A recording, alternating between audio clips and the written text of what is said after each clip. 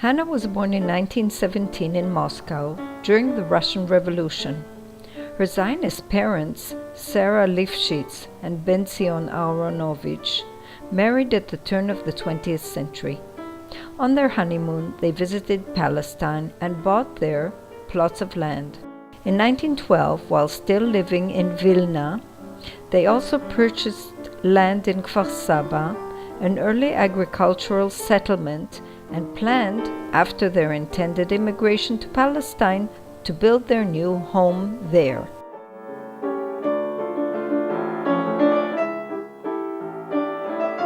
Hannah, the youngest member of the family, had 3 sisters, Masha, Yemima, and Buba, and a brother, Misha. In 1921, the family managed to get out of communist Russia, hiding the family jewels in the hems and linings of their clothes. They settled in Free City Danzig, a haven for many Jewish refugees, and lived for 5 years in the suburb of Sopot. Hannah started her schooling there in German. This early start left its mark, and she counted and did arithmetic in German all her life. Here she is 9 years old, together with her mother Sarah. In 1926, the family immigrates to Palestine. Benzion decides to build in Kfar Saba, on his land, a vacation house. On his plot in Kfar Saba, Benzion Aharonovich decided to plant an orange grove. He was one of the pioneering orange growers in the country. The grove was unique in its innovative planning. For instance, the fruit trees were meticulously cared for. The citrus fruit was moved by carts on rails and carefully handled in the packing shed. On the hill created by the landfill, after the plot was level for the grove, Aharonovich built a holiday home with a double-purpose pool for irrigation and swimming.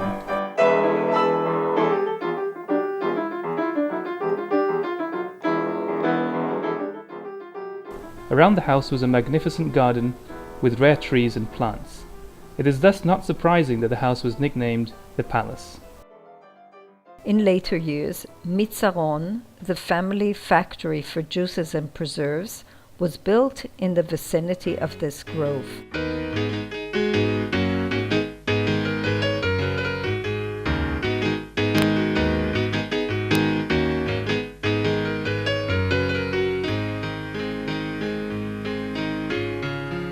The family settles in Tel Aviv, and every year, as was customary in those days, moved to a different rented flat.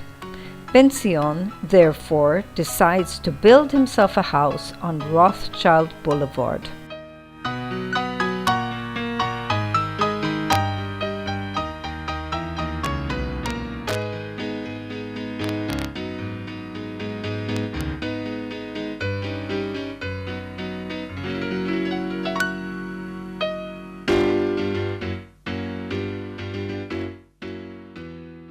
Herzl Street.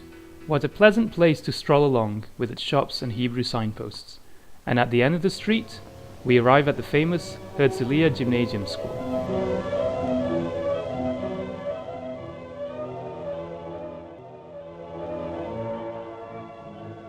Hannah continues her schooling at the Herzliya Gymnasium in Tel Aviv.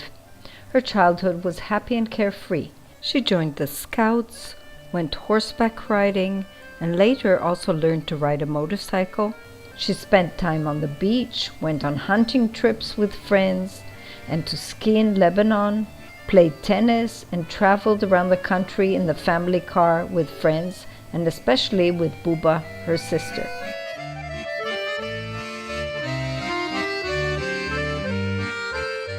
During her youth, she was briefly a member of an anti-British Jewish paramilitary youth organization, where she learned to use the Morse code.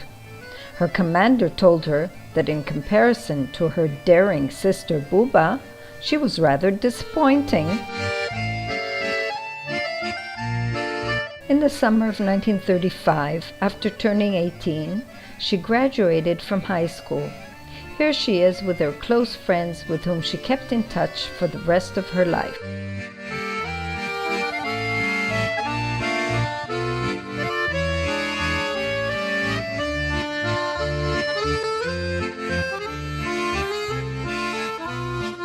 Hannah wanted to study medicine, but her father's financial difficulties at the time didn't enable her to study abroad.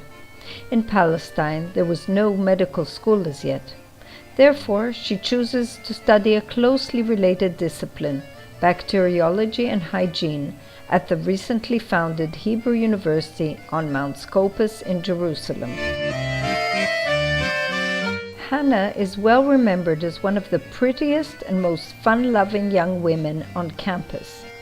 We know, however, that she also took her studies very seriously and was a diligent student.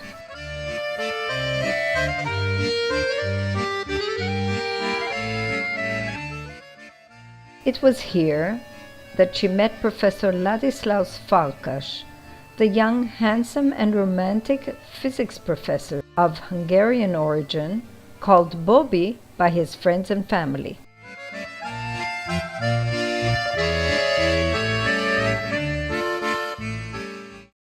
Despite having many suitors, after 3 years of intensive courtships, she chooses Bobby, Professor Farkas, as her husband. They are married in Jerusalem in the summer of 1940, in the midst of the Second World War.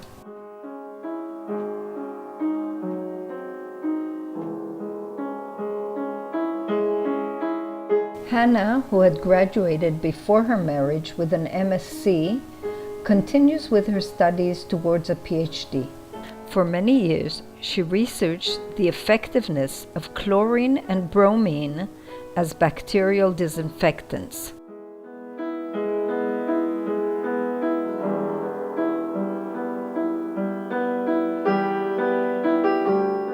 In 1944, Liora was born.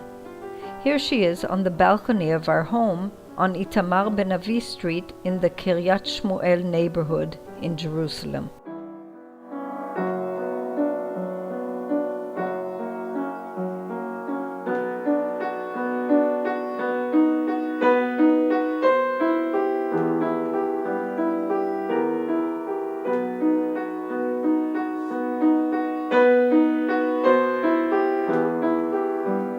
Later, Hannah completes her doctoral studies.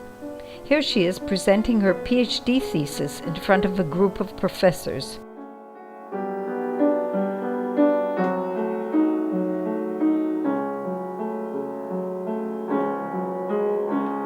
At the end of World War II, our parents traveled on board the SS Queen Mary to the United States as part of Father's sabbatical. The aim of the trip was to renew scientific connections, participate in conferences, and to visit research centers.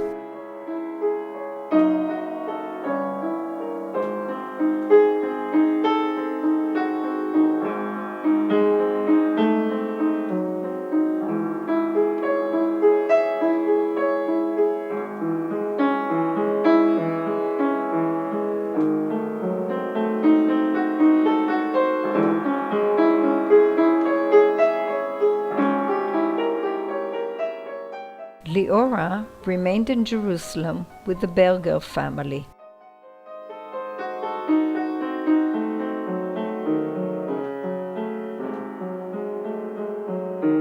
Shortly before the War of Independence, in the fall of 1947, our parents returned from their 9-month journey. While Jerusalem is besieged and shelled, Father manages to arrange a flight to Tel Aviv for Mommy, who is due to give birth, and for Liora. A few weeks later, in April, I, Ruthie, was born in Tel Aviv.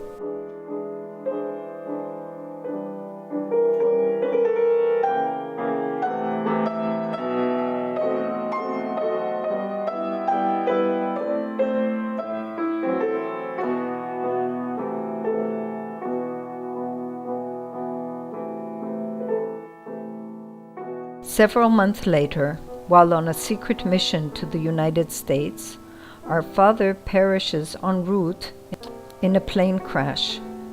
Mommy is left with us, 2 little girls. Liora is almost 5, and I am only 9 months old. In 1949, after the War of Independence, the medical school at the Hebrew University is established. Mommy starts working there as a lecturer and researcher in the bacteriology department. In 1953, she is offered an exciting appointment as Israel's scientific attaché at the embassy in London.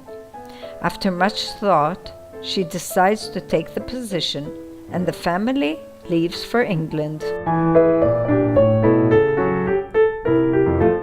Mother's main role as scientific attaché in the UK was to formulate ties and cooperation between Israeli scientists and those in England and in Europe.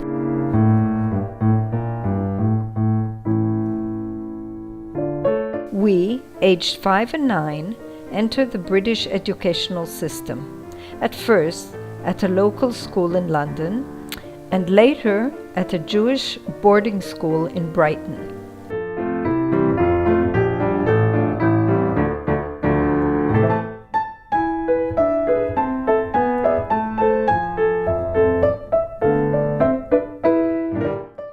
Before her posting in England, Mummy had met Farkas-Himsley in Israel. Alec was a British chemical engineer who was invited to advise Israel's national water company regarding sedimentation and corrosion in the water pipes. Alec worked for a large British company which focused on these issues. Mummy at the time was working on water disinfection and met Alec in the YMCA swimming pool in Jerusalem. We don't know exactly details of how their romance began, but it is clear that during our stay in England, it blossomed. Here they are during a ski vacation in France in 1954, having great fun.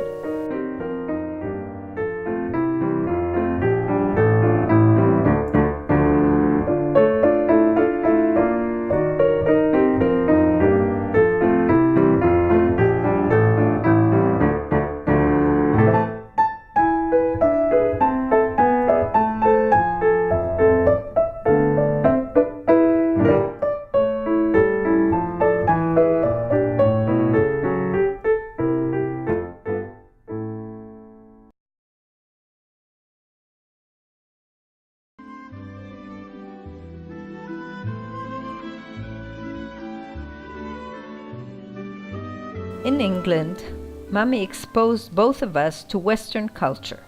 She took us to see ballets, concerts, museums, and exhibitions.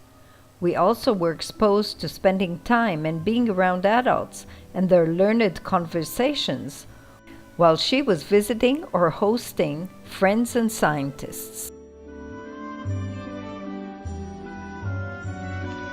One of her major achievements as scientific attaché was organizing a scientific exhibition of 5 years of Israeli science. The exhibition, first displayed in London and later in Paris, received excellent reviews and visits from many top scientists. In conjunction with the exhibition, she was interviewed on the BBC radio, where she emphasized that the main aim of the exhibition is to enhance scientific collaboration and interdisciplinary cooperation, thus learning one from the other and preventing waste of resources. In the autumn of 1955, after 2 years in London, no further funding was secured to maintain her position, so we all returned to Israel.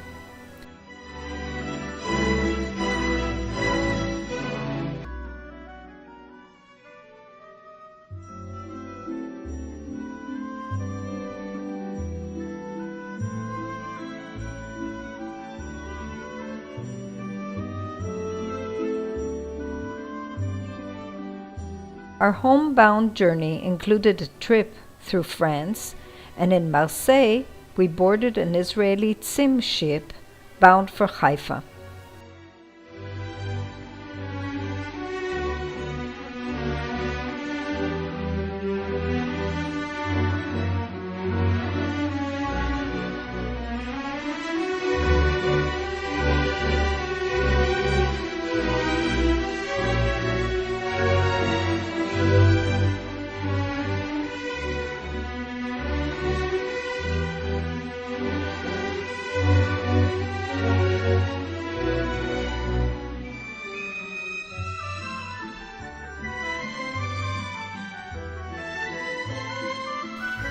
Here, the entire family comes to welcome us upon our arrival.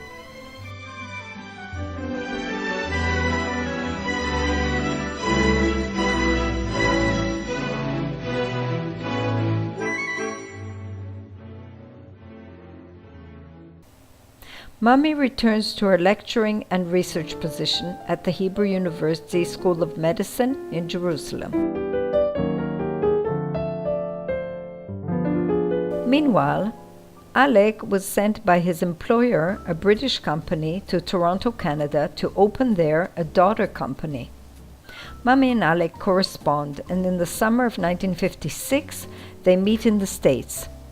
They decide to get married, and Alec decides to convert to Judaism.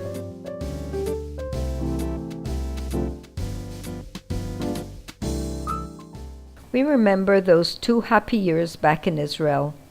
We returned to familiar schools, language, friends, and the neighborhood. On many weekends we would go with our car on nature trips or to Tel Aviv to visit grandmas and other family members. We went on picnic lunches with friends and their children, a tradition which Mommy had initiated even before the stay in England.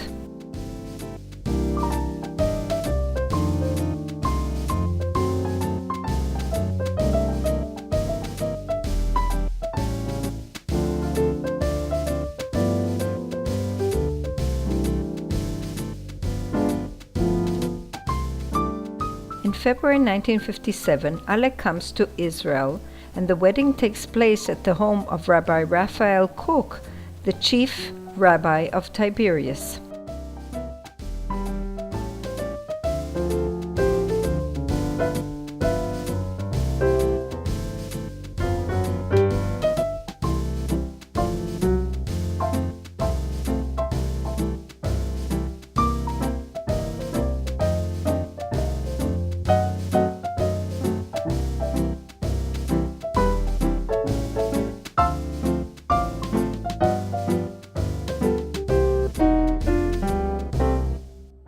In the summer, after our school year ends, we all move to Canada.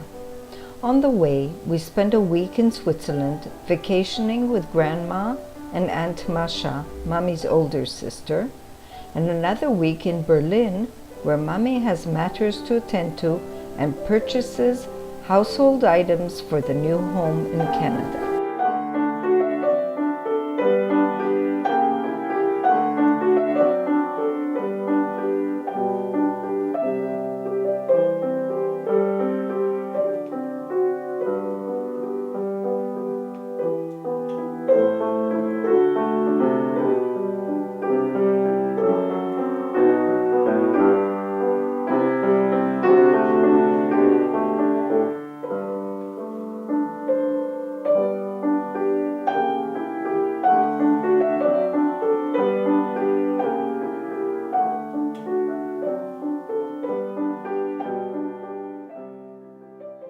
Mommy looks for suitable work in Toronto, and after receiving various offers, decides on a teaching and research position at the University of Toronto.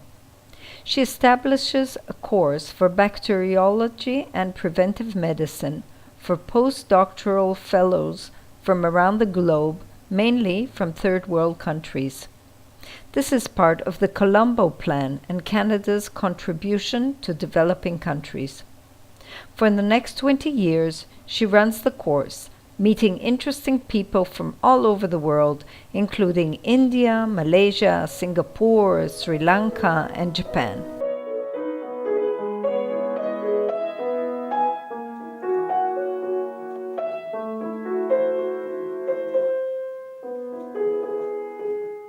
In 1971, Mommy travels to East Asia and the Far East as part of her sabbatical. She lectures in 20 different universities and research institutes, where she also meets many of her former students. She always was bringing people back into her life or going into them into their life, so that she had relationships, strong relationships where she was living, wherever it was, whether it was Israel or Canada, But she also maintained very strong relationships with people all over the world, including her students. She had decades of students at University of Toronto. She would have a student that she had 20 years ago, and they would still be writing her, and she would still be writing them, or if she was in that part of the world, if it was Asia, say, she would visit with them and now meet their partners and their children and so on. And similarly, they would come to her and visit her. So she found it very easy to maintain friendships, and she loved it. And I think people appreciated that. After Mommy died, we found in her office hundreds of cards and letters from these students with whom she kept in touch for decades after they had returned to their home countries.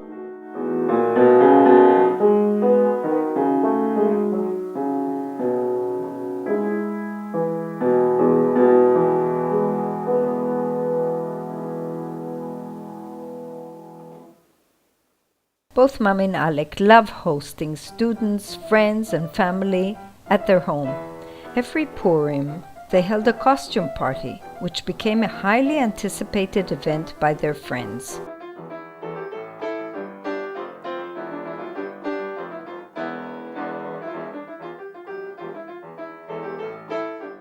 She loved to make an event out of, something that could pass without any meaning or...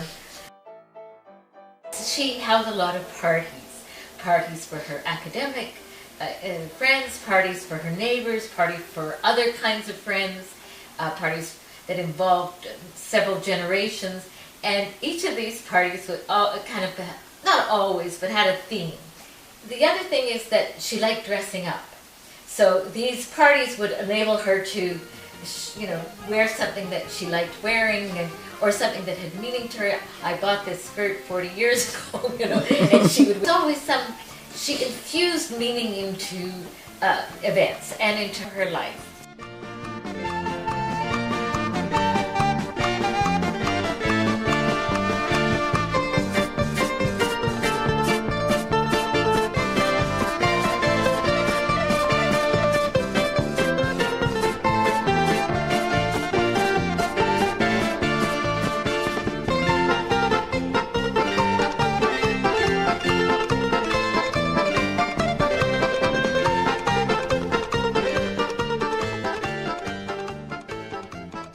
Quite alien to Alki, all this celebration, and every event had some dynamic. But he got into it, and he'd wear turbans, and he'd wear all kinds of things. He loved her so much that he'd probably go to the moon and back for her. Mommy was a wonderful hostess. She entertained easily with dinner parties and liked to photograph and film these events in slides, photographs, and film.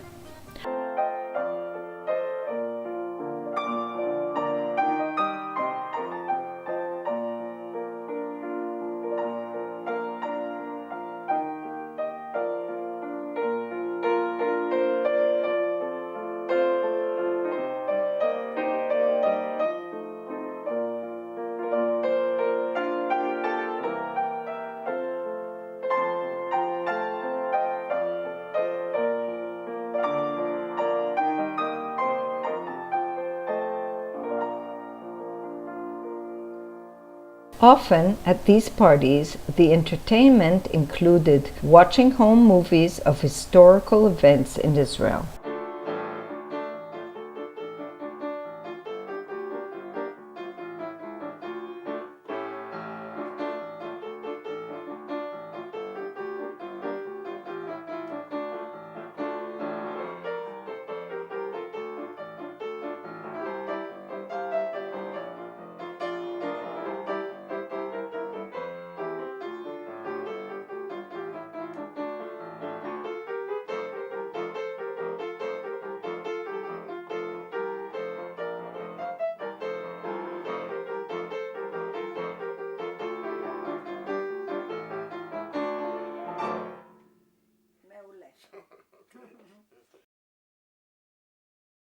Mommy and Alec were both artistically talented.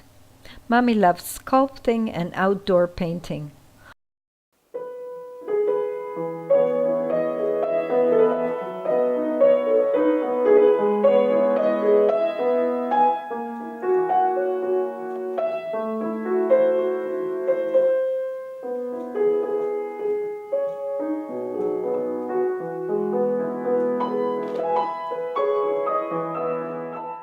Often they would vacation at the painting school of friends in Madoc, Ontario.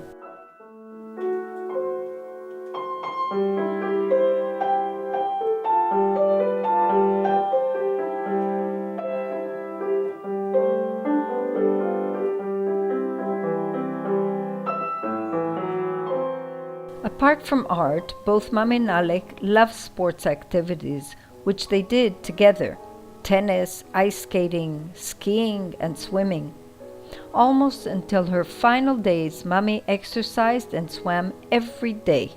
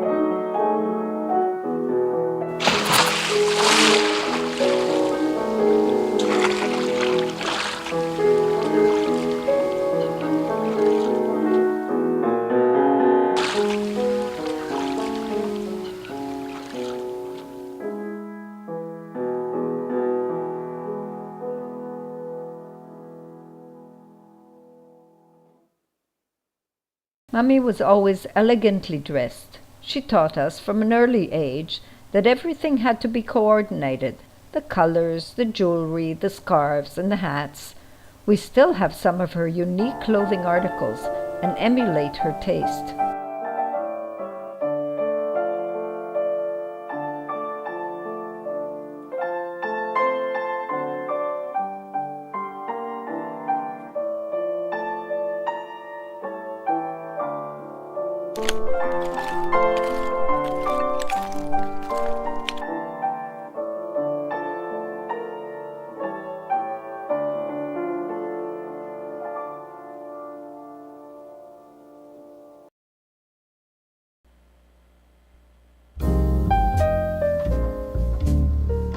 Both Mami and Alec loved traveling around the world. Sometimes a vacation followed a conference they attended. At other times, they would escape the cold Canadian winter by going to a warmer climate.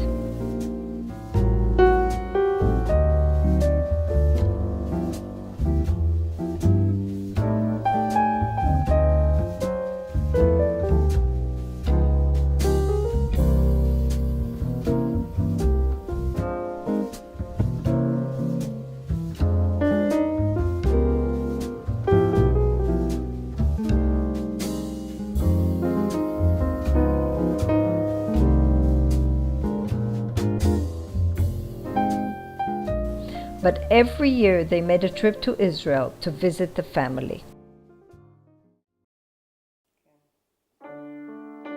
Whenever Mami and Alec traveled, whether abroad or locally, they loved antique hunting or visiting art galleries. Often they would return with a purchase, a loving memento which was displayed in their beautiful home. The way she approached traveling was very much like she approached her work. It was a serious business. You planned your trip, you read about it, you researched it, you worked at it, you took pictures, it's a project.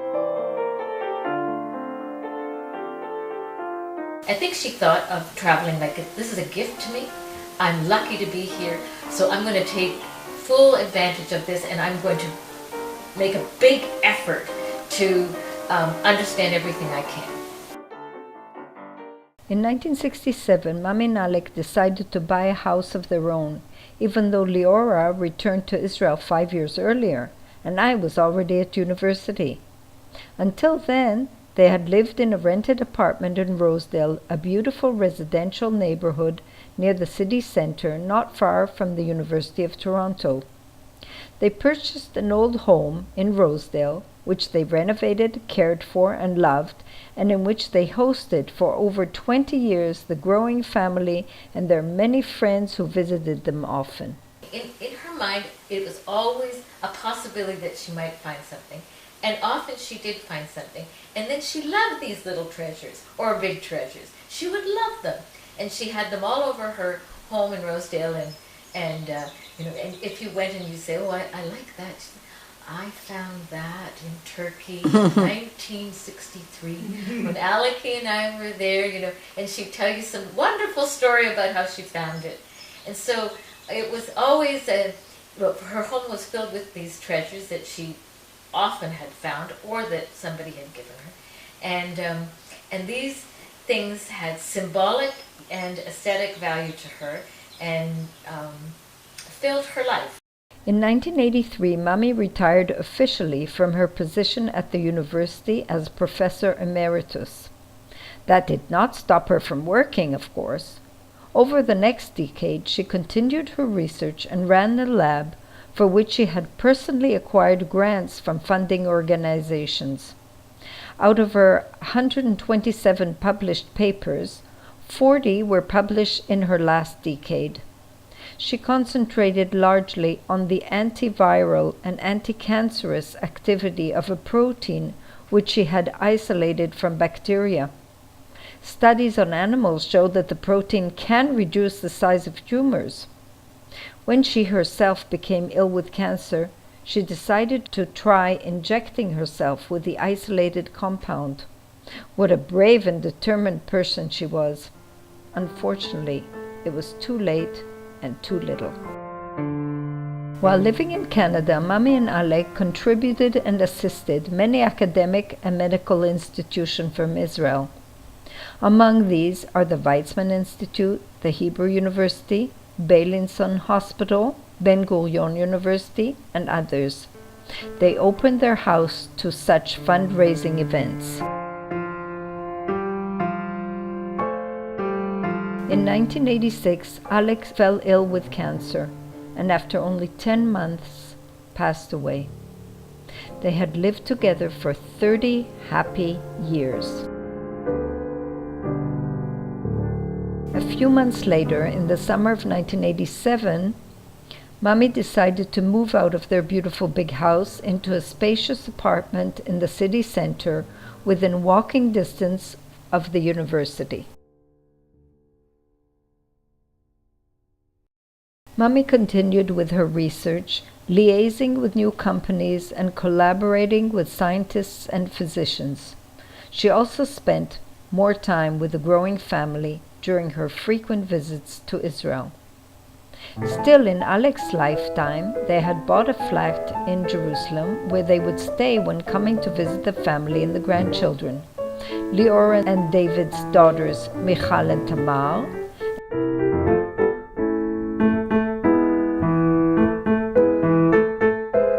and mine and Yudah's children, Eyal and Sharon.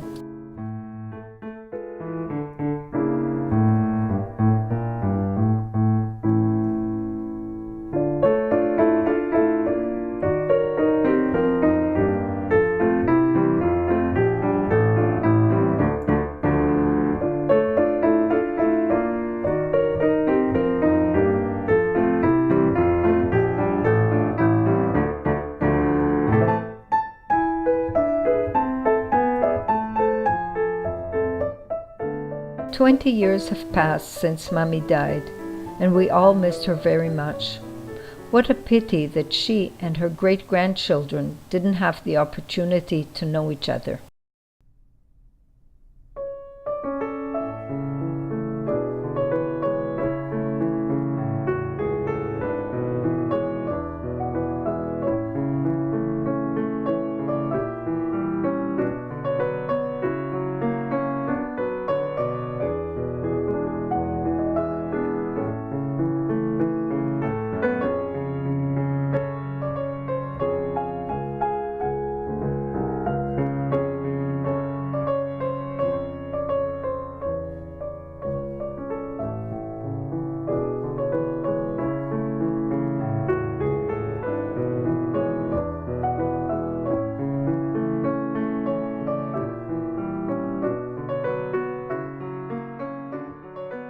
Mummy was a very independent woman, determined, diligent, and interested in many fields. In spite of her many talents, she was always very modest and at times even shy.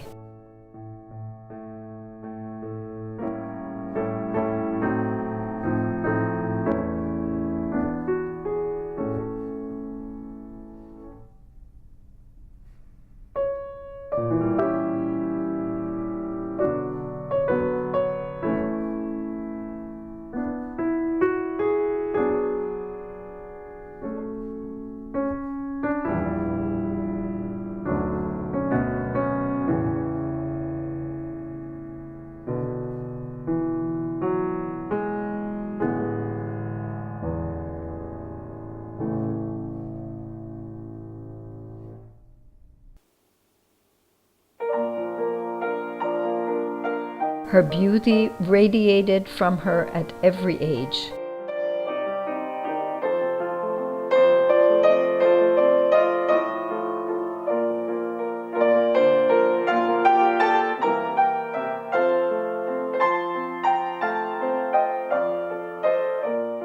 Mummy always looked at the positive aspect of life, always saw the half-full cup.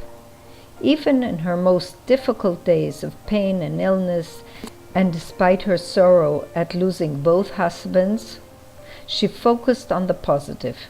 She believed with all her heart in the beauty of life and that one must always try to enjoy and make the most of every minute.